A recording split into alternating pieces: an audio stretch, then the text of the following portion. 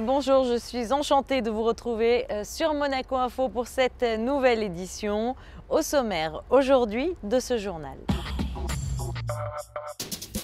Retour sur la cérémonie de remise de la grande médaille Albert Ier de l'Institut océanographique qui s'est tenue au musée océanographique. Nous nous rendrons ensuite au Maroc où le prince souverain s'est rendu en début de semaine dans le cadre de la 5e réunion des parties de la COBAMS où il a pu découvrir la médina de Tanger. Nous découvrirons ensuite l'exposition du Gemluc qui se tient actuellement à l'auditorium Régnier 3. Et puis nous finirons ce journal avec un chapitre culture. Demain, il fera jour, une pièce très peu connue de Monterland qui a été jouée au théâtre Princesse Grace. La cérémonie de remise de la grande médaille Albert Ier de l'Institut océanographique a eu lieu ce jeudi soir au musée océanographique en présence du prince souverain. Une distinction qui met à l'honneur des scientifiques. Plus de détails dans ce reportage. La grande médaille Albert Ier, le prix le plus prestigieux de l'Institut océanographique, a été remis lors d'une soirée jeudi soir au musée océanographique. Deux scientifiques hautement qualifiés et d'envergure mondiale dans le domaine de l'océanographie ont été mis à l'honneur. Expert de premier plan dans le domaine des sciences et de la mer, la première personnalité primée était Andrew Backoum, professeur de biologie marine à l'Université de Miami. C'est une personne qui a étudié l'évolution des systèmes marins. Et les systèmes marins sont beaucoup plus complexes que les systèmes terrestres. Il nous expliquait par exemple que dans la mer, en fait, les sars, les dorades pouvaient manger les bébés requins. C'est un petit peu comme si dans le parc de Serengeti, les gazelles mangeaient les bébés lions.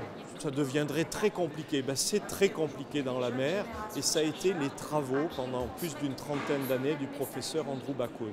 Avec à son actif près de 50 années d'expérience dans des organismes nationaux et internationaux, Andrew Backoum est un amoureux inconditionnel des océans. Si je devais faire passer un message au reste du monde, ce serait celui-ci. Nous avons de très beaux systèmes naturels. Ils sont bien trop beaux et trop spéciaux pour que nous les perdions. Si nous les perdons, nous perdrons quelque chose de très très important.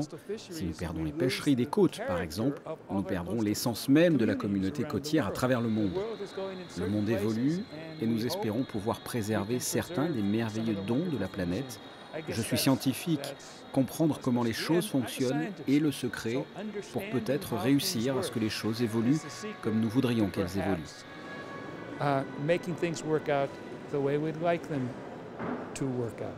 La grande médaille Albert Ier a également été remise à un autre professeur, mais cette fois français, puisqu'il s'agit de Gilles Boeuf, professeur entre autres à l'université Pierre et Marie Curie à Paris. Beaucoup d'émotions et puis également de la fierté.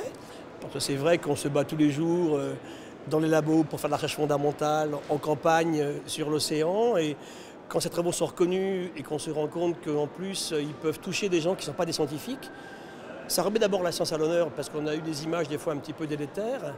Et ça montre que nos discours donnent des bases pour réfléchir et probablement demain mettre en place des modes de gestion bien meilleurs que ceux qu'on a aujourd'hui. 7 milliards d'humains, demain 9, il faut se dépêcher quand même. Endocrinologue de formation, Gilles Boeuf a tiré des océans de solides découvertes utiles à l'aquaculture et à la médecine. Selon lui, un seul mot définit les océans. Émerveillement.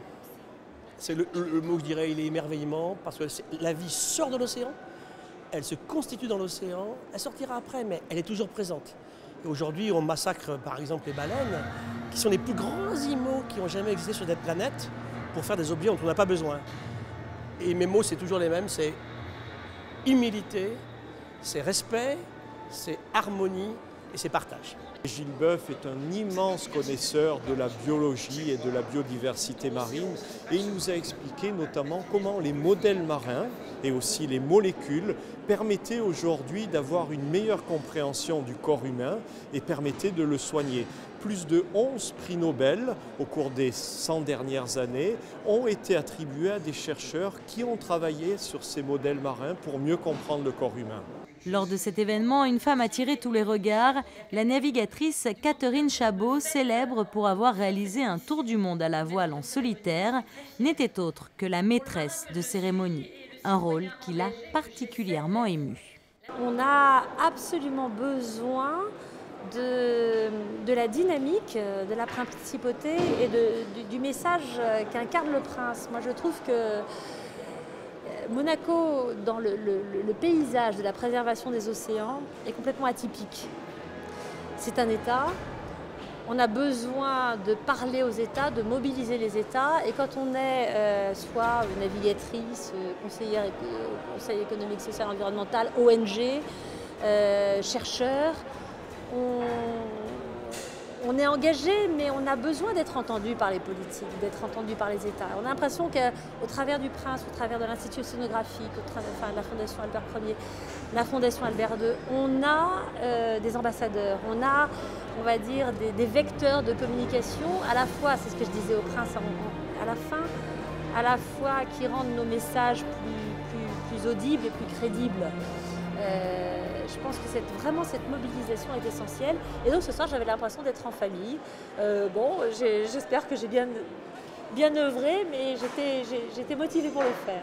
Médiateur au service des océans, l'Institut océanographique et la Fondation Prince Albert II œuvrent au quotidien pour la protection de l'environnement et la promotion du développement durable à l'échelle mondiale.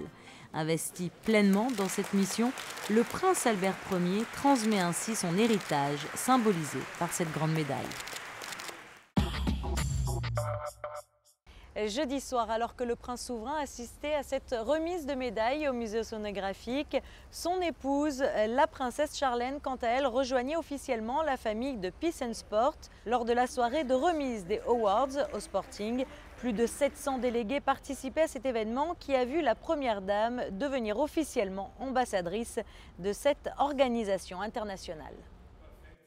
On quitte à présent la principauté pour se rendre au Maroc où, en début de semaine, le prince souverain a participé à la 5e réunion des parties de la COBAMS. L'occasion pour le souverain de découvrir la médina de Tanger et de rencontrer ses habitants. Vanessa Dessier et Thomas Deus étaient sur place.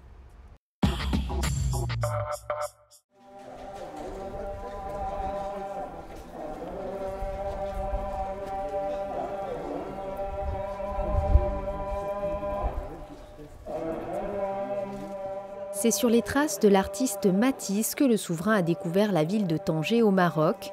Dans la mythique Médina, le parcours était placé sous le thème de la culture. En effet, Tanger est doté d'une histoire riche et d'une géographie unique. La beauté de son site et de sa lumière en ont fait une source d'inspiration pour des générations d'artistes parmi les plus grands. Et justement, Matisse, ce peintre français, effectuera 2 séjours au Maroc entre 1912 et 1913. C'est là qu'il réalisera quelques-uns de ses plus extraordinaires chefs-d'œuvre. Le choix de visite semblait donc très évident. Vous savez, j'ai eu la difficulté, je dirais, d'essayer de faire visiter cette ville immense par sa profondeur historique et culturelle en moins de 2 heures. Il y a eu énormément d'artistes, de peintres, d'écrivains, de voyageurs qui sont venus ici de partout. Et j'ai préféré privilégier un petit peu, amener le prince Albert sur les traces ou sur les pas de Matisse et de Lacroix à travers la médina de Tanger. Le souverain a parcouru les ruelles de la médina de Tanger à la rencontre des habitants et des commerçants.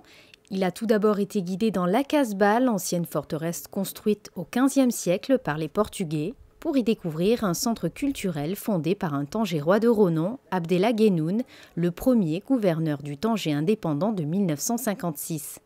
La visite s'est poursuivie au musée d'Al-Casbah, qui était l'ancien palais du sultan et de la trésorerie au XVIIe siècle. Transformé en 1922 en musée, ce bâtiment a connu toute une série de sultans et de gouverneurs. Ce monument, de par son architecture, s'insère dans le type de demeure seigneuriale marocaine des plus typiques. Il y a beaucoup de cachets architecturaux originaux, une cour à l'intérieur, un patio central avec une fontaine et des colonnes que beaucoup de gens en confondent les genres. Ils pensent que c'est des colonnes corinthiennes, par exemple, alors que c'est des colonnes qui avaient été fabriquées sur place pour le palais, qui ont une touche marocaine. Et à travers les salles d'exposition Le palais est aujourd'hui un musée et à travers cette salle, on a un petit parcours sur l'histoire de Tanger, depuis l'époque des préhistoriques, des grands chasseurs, en passant par la période pré-romaine, jusqu'à arriver à une autre époque plus proche, c'est-à-dire l'époque portugaise et anglaise, et à partir de laquelle le Tanger que nous connaissons aujourd'hui commençait à se construire. La venue du souverain au Royaume du Maroc représente un réel honneur pour le pays et surtout pour la ville de Tanger. Moi, je dirais que c'est dans un moment où notre pays est en train de traverser une période de dynamique nouvelle sur tous les plans et surtout économique, où, je dirais, où l'infrastructure du pays est en train de connaître un bond extraordinaire, rien qu'à voir ce qui se passe à Tanger et autour de Tanger. La venue du prince Albert, pour moi, elle constitue un soutien à ce que nous sommes en train de faire dans ce pays, à ce que nous essayons de développer. Face aux côtes espagnoles qui se dessinent dans le détroit de Gibraltar, Tanger est une ville à l'ambiance cosmopolite si particulière, de par ses murs qui renferment un passé architectural digne des contes des Mille et une nuits. Au travers de cette découverte de Tanger, le souverain a pu témoigner, une fois de plus, des liens privilégiés qui unissent la principauté et le royaume du Maroc. Retour à Monaco où le GEMLUC, le groupement des entreprises monégasques dans la lutte contre le cancer, organise son concours international d'art contemporain. Une exposition se tient actuellement à l'auditorium Régnier 3. Fabien Bonilla a assisté à son vernissage. Près d'une centaine d'artistes participent au 5e concours international d'art contemporain, le GEMLUC Art. Que ce soit des sculptures, des tableaux, des photos, le point commun, le thème, le chiffre 13. Ce chiffre est souvent synonyme de malheur. Il est plutôt traité ici de façon positive et porteur d'espérance. Cette exposition est avant tout caritative. Eh bien, nous avons souhaité sensibiliser le monde de l'art au problème de la lutte contre le cancer et sensibiliser le public de façon générale à ce problème qui est un problème grave aujourd'hui. Tous les artistes ont un talent fou et vous avez ici la meilleure sélection possible de chaque artiste. C'est-à-dire que chaque artiste a proposé une œuvre qu'on a sélectionnée en fonction du critère, bien sûr, 13 porte-bonheur, mais il y a vraiment un haut niveau de qualité. Pour le grand plaisir à la fois des collectionneurs et des amateurs d'art qui peuvent ici, bien entendu, acquérir une œuvre. Une partie de la vente est reversée au GEMLUC, qui permet de financer un certain nombre de choses pour la recherche clinique contre le cancer.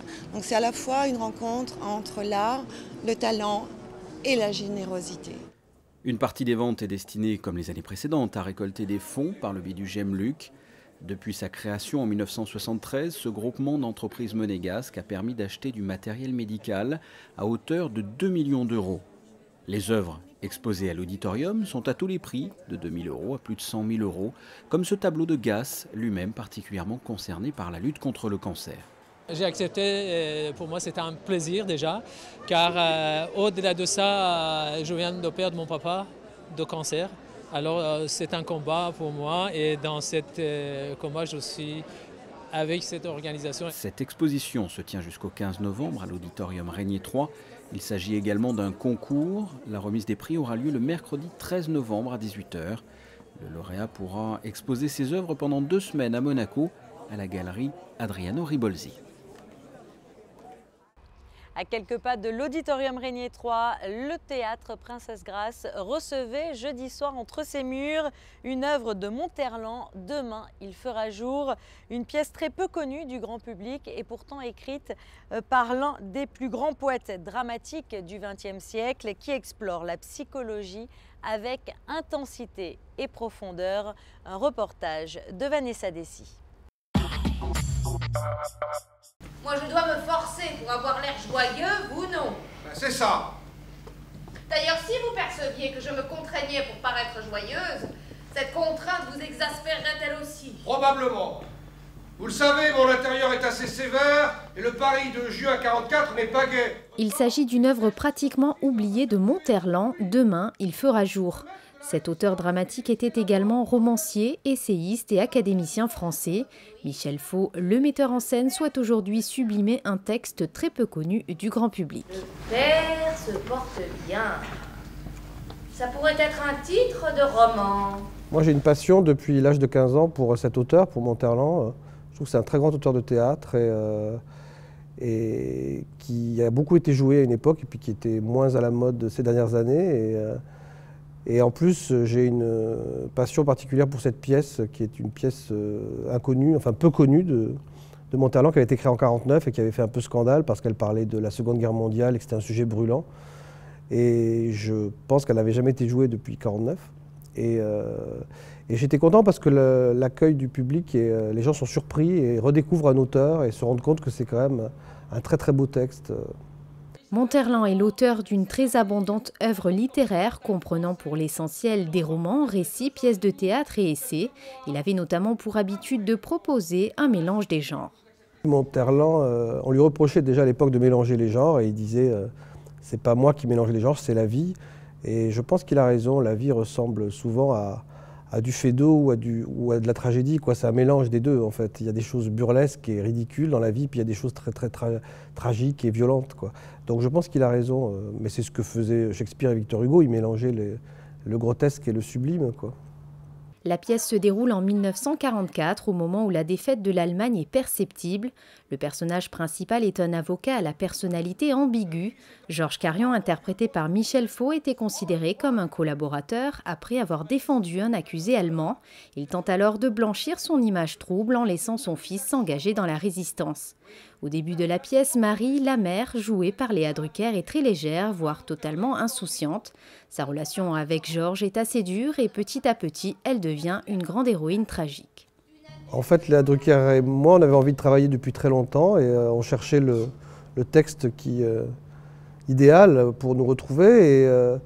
Et j'ai pensé à elle pour ce rôle parce que Léa, elle est très crédible dans cette époque en fait, des années 40 et elle a l'humour et en même temps la violence pour jouer ce texte parce que c'est un rôle difficile et je ne pensais pas qu'elle accepterait parce que c'est un rôle très particulier, c'est un texte particulier et en fait elle m'a tout de suite rappelé en me disant qu'elle était bouleversée par le texte et par le rôle. Et elle a fait un travail formidable parce qu'au début elle joue une bourgeoise donc à cette époque, dans les années 40, un peu superficielle, et puis à la fin, elle rejoint vraiment la figure tragique de la mère éplorée, et c'est très beau le parcours qu'elle fait en fait. Fort du succès de leur collaboration, Michel Faux envisage déjà de proposer à Léa Drucker un rôle plus léger et burlesque. Je vous jure que je suis incapable ainsi, à l'improviste, de dire l'âge exact de Gilou. Il a 17 ans et 7 mois. J'ignore ou j'oublie tout ce qui le concerne. Et puis sinon, dans le reste de l'actualité en principauté. Dans le cadre de son cycle de conférences, Monaco Méditerranée Foundation a reçu l'ambassadeur de la République fédérale d'Allemagne en France, son Excellence Suzanne Wazoum-Régnier. Une conférence qui était donnée ce jeudi soir à l'hôtel Hermitage et qui avait pour thème l'Allemagne en Europe et dans un monde globalisé. Après toutes ces nouvelles, il est à présent temps de passer en revue la carte météorologique. Samedi, de beaux instants ensoleillés globalement, malgré quelques passages nuageux pouvant être menaçants. Le vent soufflera assez fort par instant, mais à l'abri du vent, des températures encore très clémentes, comptez 20 degrés au meilleur moment de la journée. Dimanche, la tendance automnale sera plus marquée avec l'arrivée d'un air plus frais, un ciel changeant accompagné de grosses rafales de vent et des températures en baisse. Lundi, retour du soleil et mardi des nuages qui pourront s'avérer passagèrement épais. Merci d'avoir suivi cette édition Ma Compagnie. Je vous laisse à présent entre de bonnes mains puisqu'il s'agit de celle du chef de l'établissement Le Virage, puis ensuite de celle de Thierry Laforêt pour votre programme Coach You. Au revoir.